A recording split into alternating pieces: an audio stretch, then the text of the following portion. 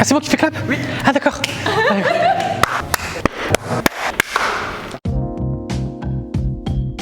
Qu'il y ait de vraies décisions politiques qui soient prises en faveur de la transition écologique pour le climat et notamment la biodiversité. Des décisions qui soient fortes, notamment pour les enfants et en termes d'alimentation. Des changements, entendre des choses positives en fait dans les milieux militants. Un compromis qui puisse permettre la mise en place pérenne pour les pays en développement d'un système qui ne soit pas pénible pour eux et qui leur permette le mieux possible de rejoindre cette transition. J'attends un vrai investissement budgétaire, des vrais dialogues au niveau politique. Des progrès par rapport au texte qui va être voté et notamment par rapport à l'importance des mots qu'il a été l'année dernière. Aller plus loin que juste des mots assez génériques.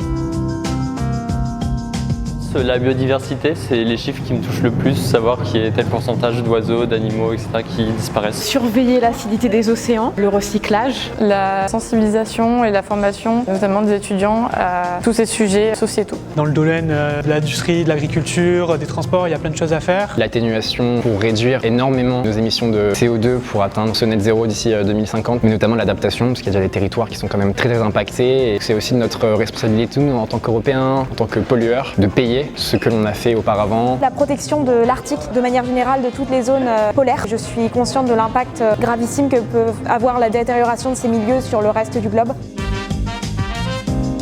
C'est une lutte, un combat depuis des années, mais je pense qu'on peut l'améliorer en unissant nos forces ensemble. C'est à eux qu'appartiennent le monde de demain, le monde qui va connaître le réchauffement climatique. Dans la jeunesse, il y a une certaine fougue, une envie qui permet quand même de pousser, d'aller au-delà des préjugés, de sortir finalement des normes que l'on a, mais peut-être moins que nos aînés. Préserver les générations futures qui, on l'espère, auront des jeunesses comme nous. Il y a une phrase que j'aime bien, c'est on n'a pas demandé à la société dans laquelle on est né. On se pose beaucoup plus de questions, je pense, en tant que jeune. Notre rôle à jouer, c'est poser des nouvelles questions et qu'on soit écouté après pour faire des changements qui vont dans le bon sens. Ils ont une place cruciale, même si ça ne devrait pas être leur rôle à l'origine. Ils ont acquis une sorte de cosmologie différente de celle que peuvent avoir les autres générations. Une vision de la vie qui permet d'intégrer de la meilleure manière possible les changements dont on a besoin, qui ne sont pas seulement environnementaux, mais qui sont aussi de l'ordre de notre société et de notre philosophie. Ils ont un rôle important, même si c'est pas forcément qu'à eux qu'appartient cette lutte.